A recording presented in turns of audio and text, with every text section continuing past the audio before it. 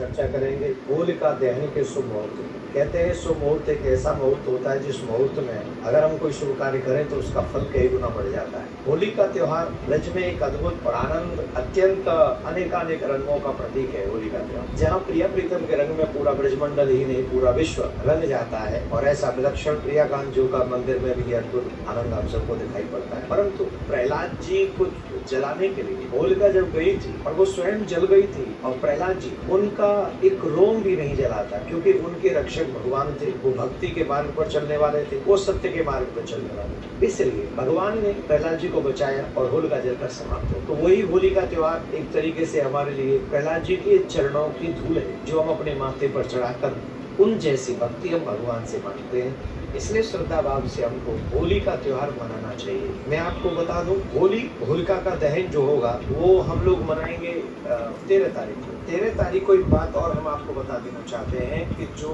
पूर्णिमा है 13 तारीख को, वो पूर्णिमा प्रारंभ हो रही है 10:02 पे और उसी समय से प्रारंभ जब से पूर्णिमा हो रही है तब से लेके 10:02 से लेके रात्रि 10:37 तक भद्रा लगी हुई। और भद्रा क्योंकि शुभ नहीं मानी जाती है, बहुत क्रोधी शुभावती है और भद्रा नक्षत्र में भद्रा जब आती है तब उस समय कोई शुभ कार्य नहीं होता है और वो शुभ नहीं माना जाता है। इसलिए भद्रा होने तक हम ये होलिका दहन नहीं कर सकते। तो होलिका का दहन हम लोग कौन से समय करें, वो मुहूर्त क्या होगा? तो जो बेस्ट टू बेस्ट टाइम है, जो शुभ मुहूर्त है, वो मैं आपको बता रहा हूँ। मैं आगे बताऊंगा, उससे पहले कुछ उपाय मैं आपको बताता हूँ कि देखो हमारे यहाँ कहते हैं ना कि जब होलिका दहन होती है तो हम लोग नई अनाज की अनाज हमारे घर में आता है तो वो बाल आती है तो उनको हम लोग होलिका को भी अर्पित करते हैं और अपने घर के बड़ों को, हमारे ब्रिज में तो राम राम करने जाते हैं कि वो अनाज के दाने लेके होलपाल जला के फिर उन सबको गांव में, हमारे गांव में बांटते हैं। हम लोग अपने घर के बड़ों को, छोटों को देते हैं। तो इसके पीछे रीजन ये है कि जो लोग अन्न दान मतलब नए अन्न का दान होलिका में करते हैं, परिक्रमा करते हैं और होलिका में चढ़ाते हैं, उसके कार्य करने से उनके घर में कभी भी अन्न की कमी नहीं होती है। इसीलिए हमारे अन्न होलिका में उस समय नया अन्न होता है, घर में आया भी नहीं होता तब तक बाल ही लेके आते हैं तो वो बाल ही उनको अर्पण करते हैं। तो ये करने से ये कार्य होता है। और एक और बात, देसी घी में भिगे हुए बतासे, लौंग और पान के पत्ते होलिका में डालने से क्या होगा? बड़ी समस्या है। हमारे घर में पैसा आता तो है पर रुकता नहीं, हमारा कर्ज बहुत बढ़ गया है, चुप नहीं रहा है।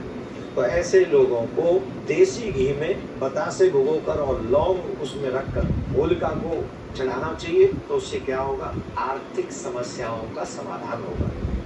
दूसरा, कपूर और हरी इलायची, इन दोनों को होलिका में चढ़ाने से जिनके घर से कभी बीमारियां नहीं जाती हैं उनको कपूर और हरी इलायची मिलाकर होलिका को समर्पित करना चाहिए, जिससे घर की बीमारियों का समाधान होगा। लौंग और पान का पत्ता, ये होलिका में चढ़ाने से हमारी बीमारियां, हमारे रोग, जो बड़े बड़े रोग हैं, उनसे मुक्ति मिलती है।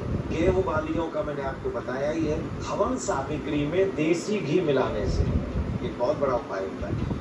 कई लोग कहते हैं कि हम बड़े दुखी हैं, हमारे बच्चों का विवाह नहीं हो रहा है, ये समस्या है, वो समस्या है।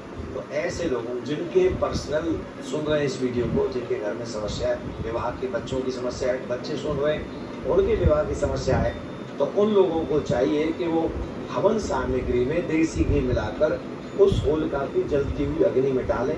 ऐसा करने से उनके विवाह में जो प्रॉब्लम आ रही है वो समाप्त हो जाएंगी। तो अब मैं आपको बताता हूँ कि होलिका का शुभ मुहूर्त क्या है। तो होलिका का शुभ मुहूर्त है रात्रि में 10:50 से लेकर 12:10 तक। ये बहुत शुभ समय है और इस समय में होलिका दहन करने से आपके भक्ति भाव को भी आगे वृद्धि मिलेगी और आपके बाल गोपालों को भी यश मिलेगा। तो आप इस होलिका का त्योहार 13 तारीख को होलिका दहन होगा और आप इस शुभ मुहूर्त में होलिका दहन करें। आप सबके लिए होली की बहुत बहुत शुभकामनाएं। प्रियाकांत जी कृपा करें कि आपके जीवन में यश, वैभव, तरक्की बनती रहे और आपके बच्चे यूं ही सनातन की सेवा करते रहें। राधे राधे।